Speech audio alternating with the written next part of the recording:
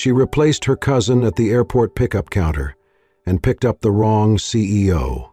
The early evening crowd at Los Angeles International Airport was thick with movement. Families reunited, travelers rushing, signs raised high in the air. Emma Sanchez adjusted the cap on her head, nervously checking her phone again. The name blinked on her screen. Pickup for Blake C. Terminal B, arrivals, 5:45 p.m. She exhaled and glanced around. Her first solo airport pickup since filling in for her cousin's driving gig.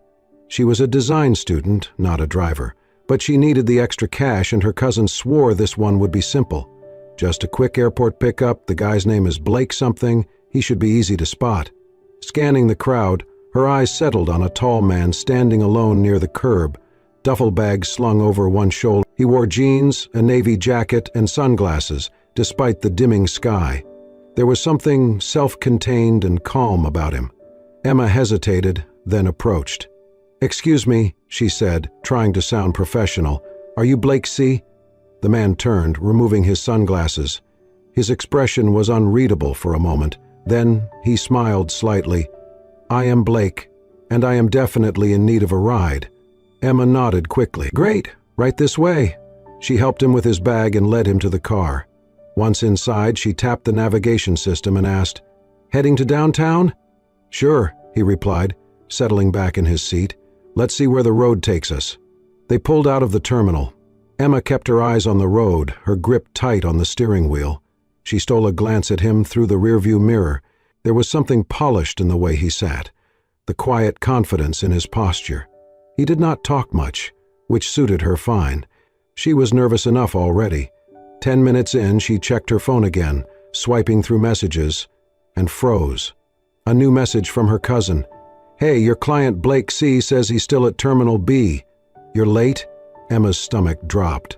She glanced at the man in the back seat, then back to her phone. There was no mistake. She had picked up the wrong Blake. "Oh my God," she whispered under her breath. She pulled over onto a quiet side road and turned around. I'm so sorry," she stammered. "I think I picked up the wrong person. You're not the Blake I was supposed to drive." The man raised an eyebrow but remained perfectly composed. "Really?" "Yes," she said, flushing with embarrassment. "I was meant to pick up someone named Blake C., and I thought, well, you matched the description. But I just got a message that the real passenger is still waiting at the terminal. I'll call someone else to get him. I can drop you off wherever you need." He tilted his head. "You're a student, aren't you?" Emma blinked. How did you know?" "Your bag." He nodded toward the backpack in the front seat, design sketches peeking out. "And the nervous energy." She gave a short, embarrassed laugh. "Yeah, interior design major. I'm just filling in for my cousin. This was supposed to be easy." The man smiled again. "It's all right. I'm not in a rush." She quickly dialed her friend Kara, who worked the same driving shift. "Kara, can you head to Terminal B? There's a passenger named Blake C. still waiting. I picked up the wrong guy." Once she confirmed Kara was on the way, she turned to the man in the back. "I'm really sorry. I'll take you anywhere you need." He waved a hand, still smiling. "Honestly, I'm just arriving from London after an exhausting month. A little detour might be exactly what I needed." She glanced at him, surprised. "You're very calm for someone who just got hijacked by accident." "Well," he said, leaning forward slightly, "if you're willing to chauffeur a lost CEO, I'm willing to be a cooperative passenger." Emma blinked. "CEO?" He held out his hand. "Blake Carter. Nice to meet you."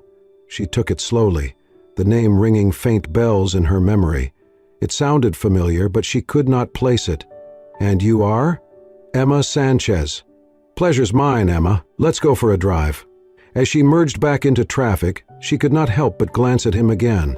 There was something oddly comforting about his presence, even though everything had just gone off-screen.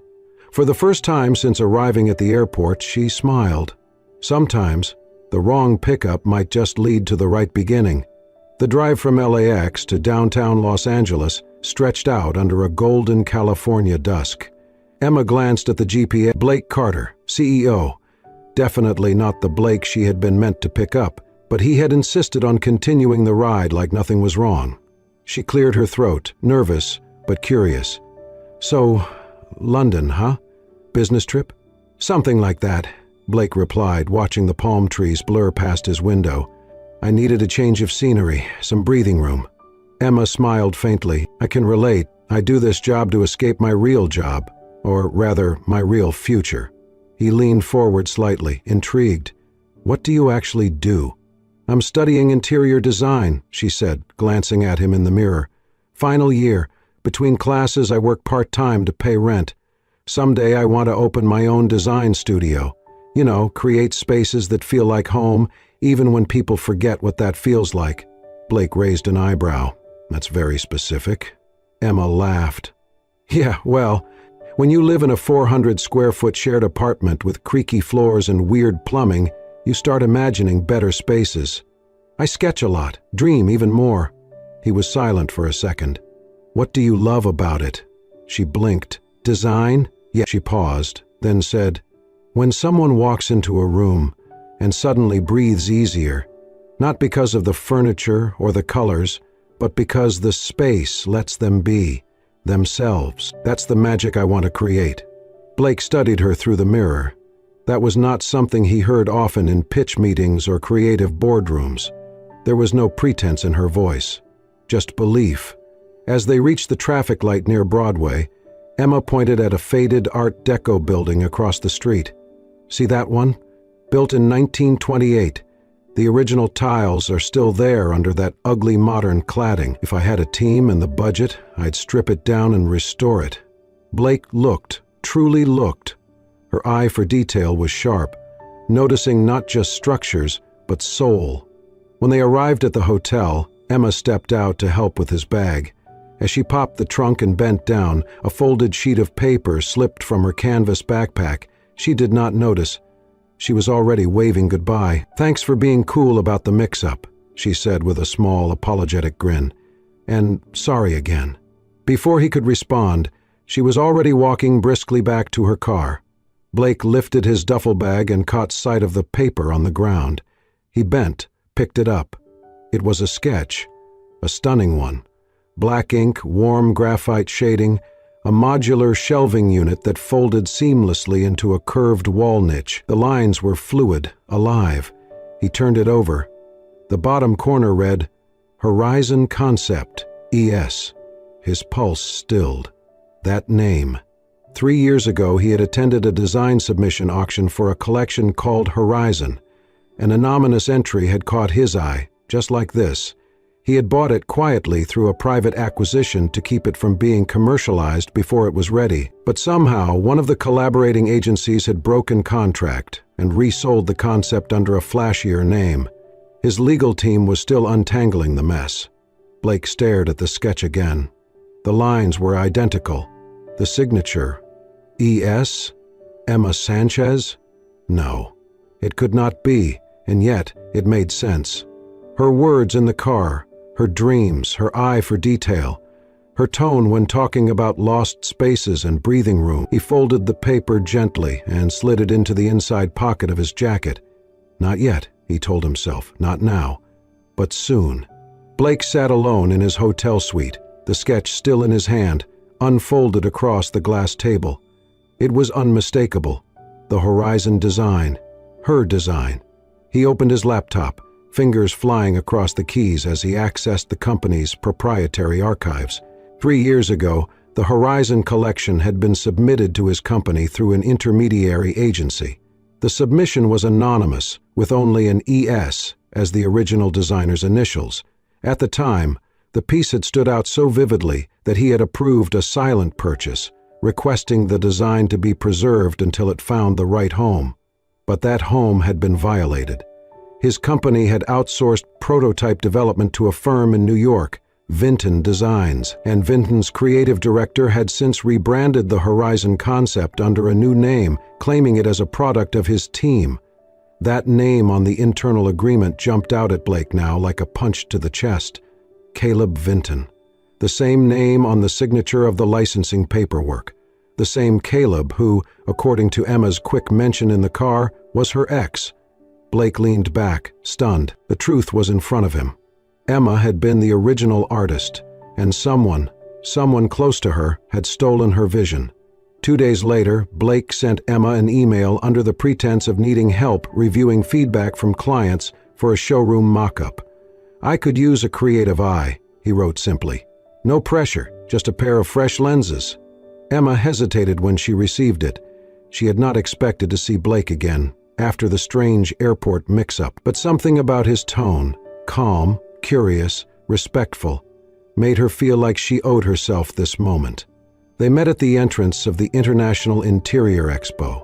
The event was vast, filled with towering structures of glass and wood, projection lights, models of furniture so sleek they looked futuristic.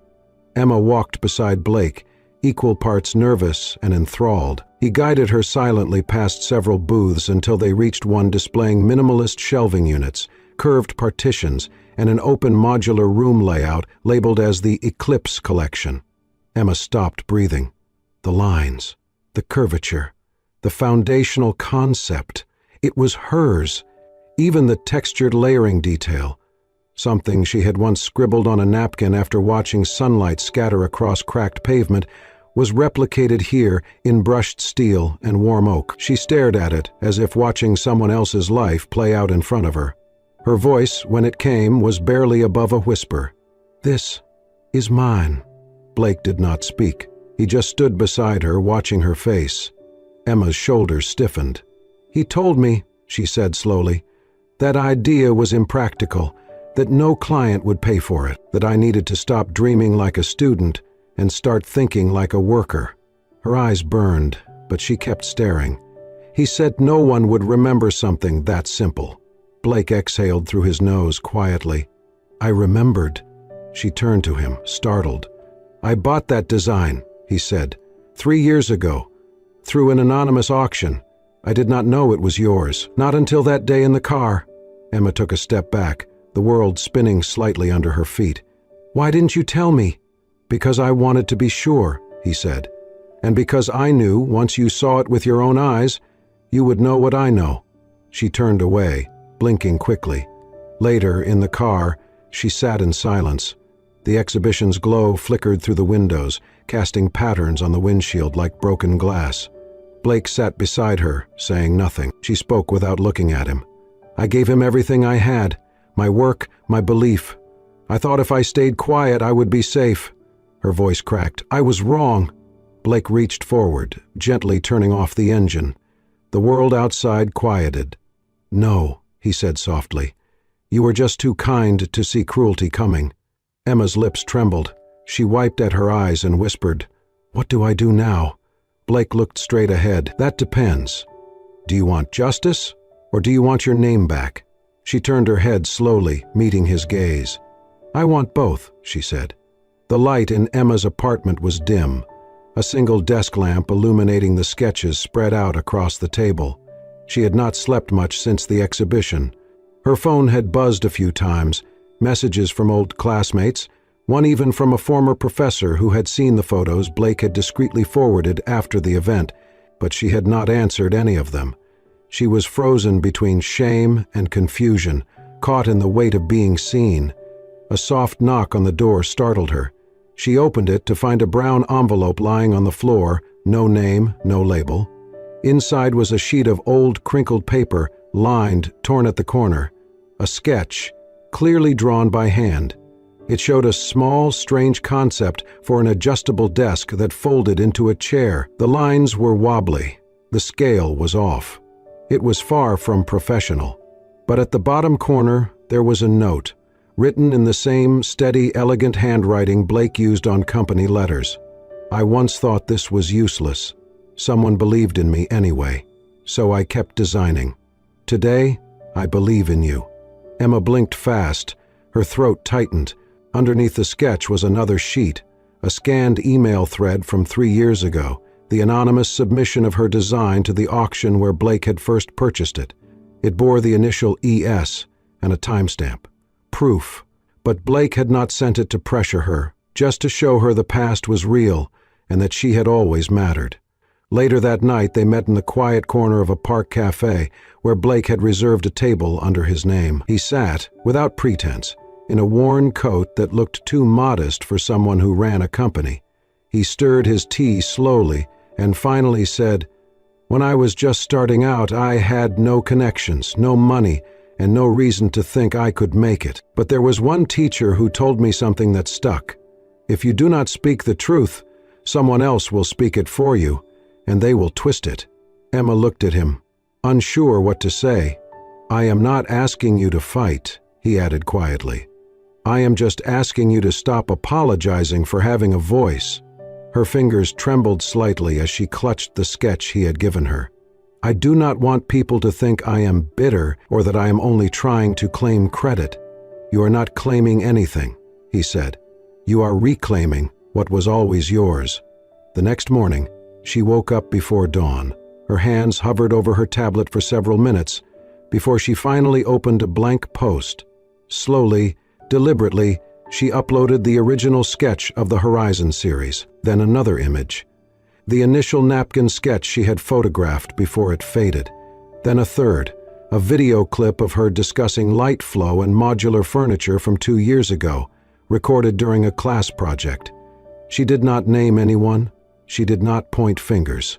She just wrote, "3 years ago, I sketched this while sitting on the floor of my apartment, dreaming of rooms that felt like healing spaces. I submitted it anonymously because I was scared. I stopped drawing when someone told me it was not good enough. But yesterday, I saw my idea on display, under someone else's name.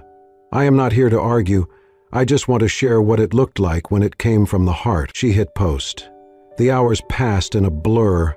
By evening, her story had been shared over 1,000 times. Comments flooded in. Design students, architects, even strangers, saying how her vulnerability inspired them. Some recognized the style.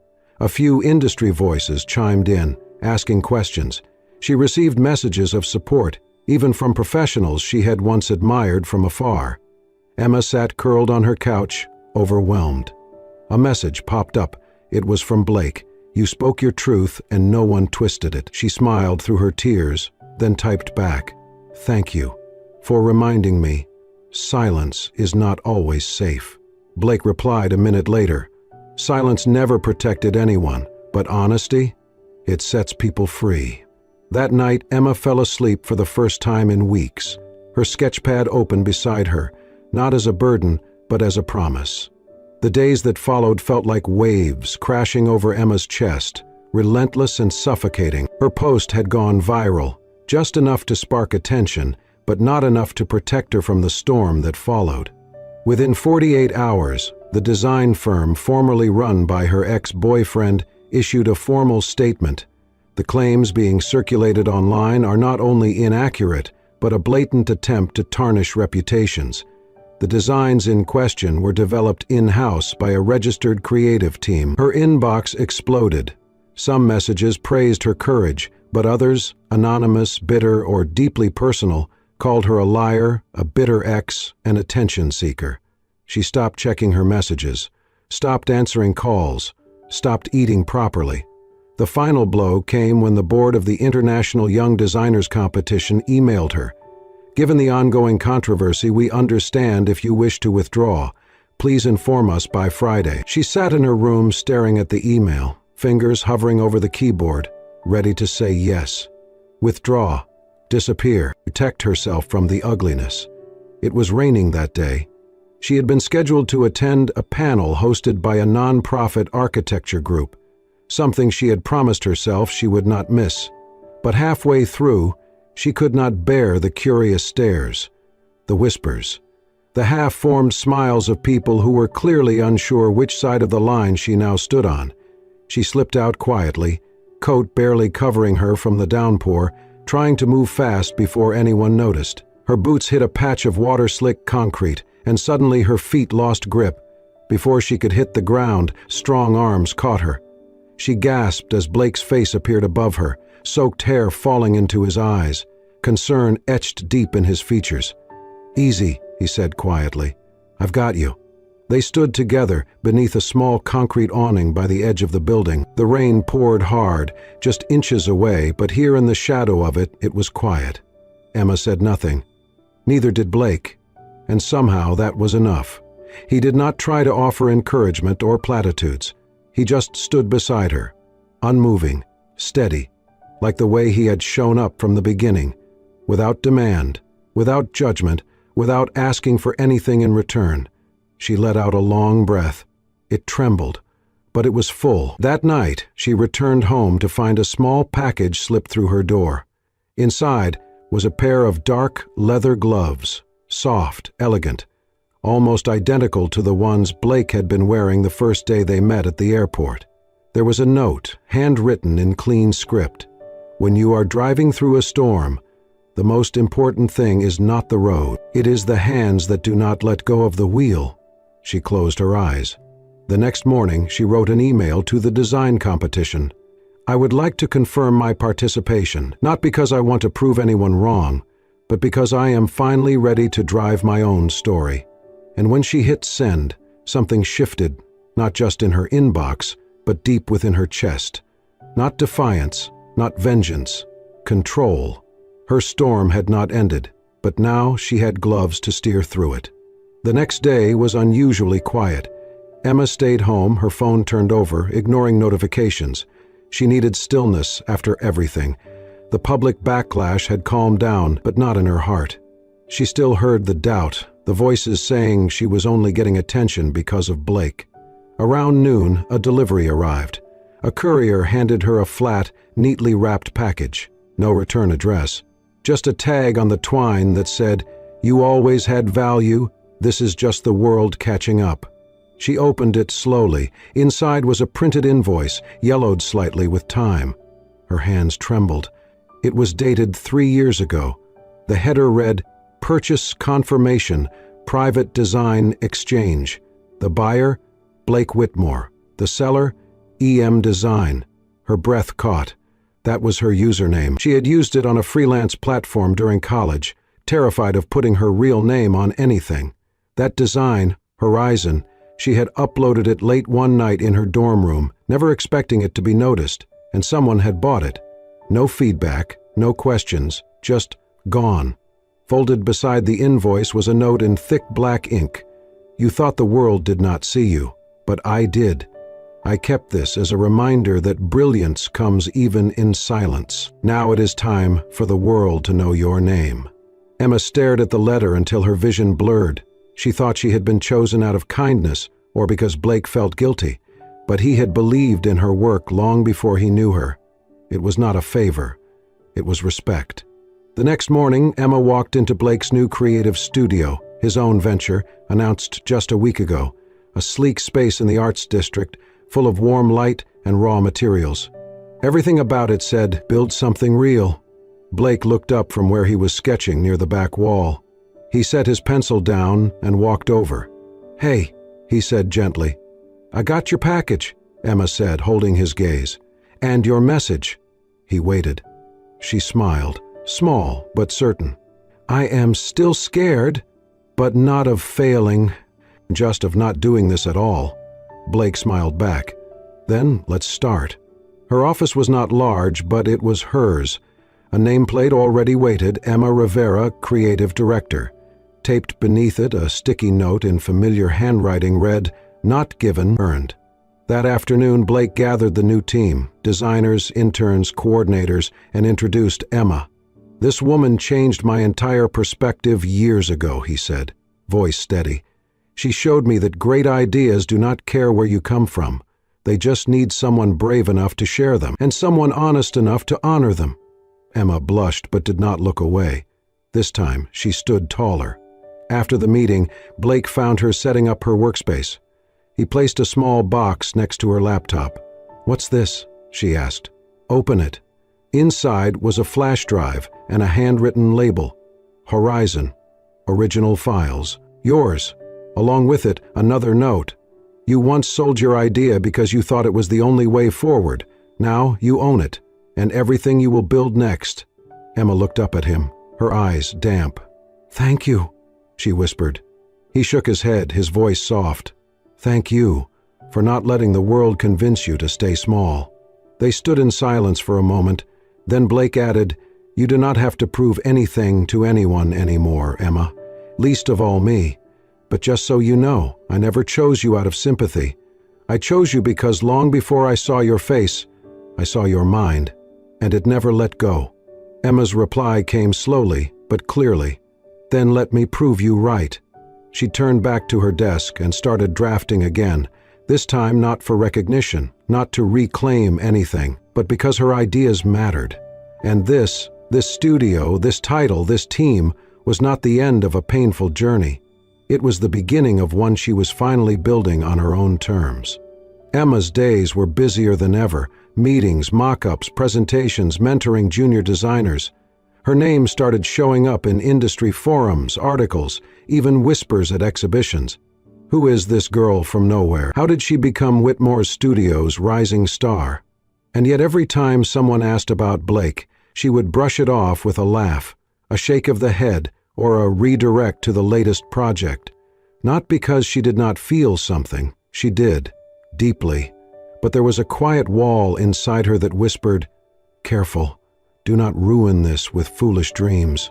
Blake, for his part, never pushed. He remained steady, a presence that listened more than he spoke, that offered help without conditions. He treated her like an equal, respected her decisions. But Emma noticed things. How he always paused before knocking on her door, even when it was open. How he left extra space for her to walk beside him, never in his shadow. How he never called her his designer, only our creative director. But in the quiet moments, when emails were done and everyone had gone home, Emma would sometimes sit alone at her desk, staring at the city lights, and wonder, could someone like him really want someone like her? Her past still echoed.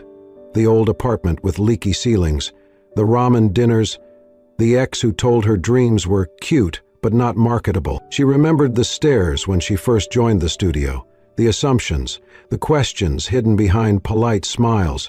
How did she get here? One rainy Tuesday, Emma returned from a long client presentation. She dropped her soaked coat on the rack and found a package on her chair. Wrapped simply in brown paper, no name. Inside was a soft leather-bound journal, white, unused, the kind artists rarely buy for themselves because they are too expensive to waste on mistake. Emma flipped to the first page. A single line was written in black ink, careful and deliberate. "I can go far, but I would rather stop if that place has you in it." Her breath caught. She sat down slowly, fingers tracing the letters. There was no signature, no pressure, just a door, gently opened. She held the pen for a long time before she finally wrote back, beneath his words in her own handwriting, "If I go with you, could you slow down a little?" She closed the journal and hugged it to her chest. Blake found it on his desk the next morning. He did not smile right away. He just read the line again, twice, then sat down at his chair and looked out the window. It was still raining, but for the first time in a long while, it felt like something good was beginning, slowly, gently, and with both feet finally stepping into the same direction. The grand hall of the Global Creative Design Center in New York shimmered under soft lights and banners from around the world. It was a night of elegance, of names called and futures changed. But behind the stage, Emma stood quietly, adjusting the sash of her ivory evening gown. Chosen by her team, the dress was simple, modest, and graceful, just like her. She was no longer the girl who had once picked up the wrong man at the airport.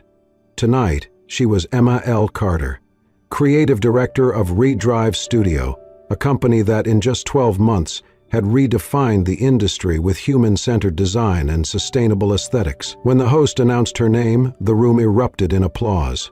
Emma stepped onto the stage, her expression calm yet glowing. She approached the microphone, offered a gentle smile, and said, "Thank you. A year ago I thought my dreams lived only in sketchbooks, tucked under my bed, forgotten. That is, until I picked up the wrong person at LAX. Laughter rippled through the room. She continued, her voice steady but warm. There was no fairy tale moment, no lightning bolt, just a man who did not rush to judge me for a mistake. A man who listened to the way I talked about light, structure, and the fear of never being good enough. Her eyes moved gently toward the front row. There he was, Blake Whitmore, in a charcoal tuxedo, watching her with the same quiet pride he had shown on the very first day he believed in her. People often ask me, what changed everything? I think, it was the moment someone saw worth in me, even when I could not see it myself. The host returned to the stage, inviting her to receive her award, but before she could step forward, Blake stood. He made his way onto the stage with an unassuming grace, holding a rolled-up piece of paper in his hand.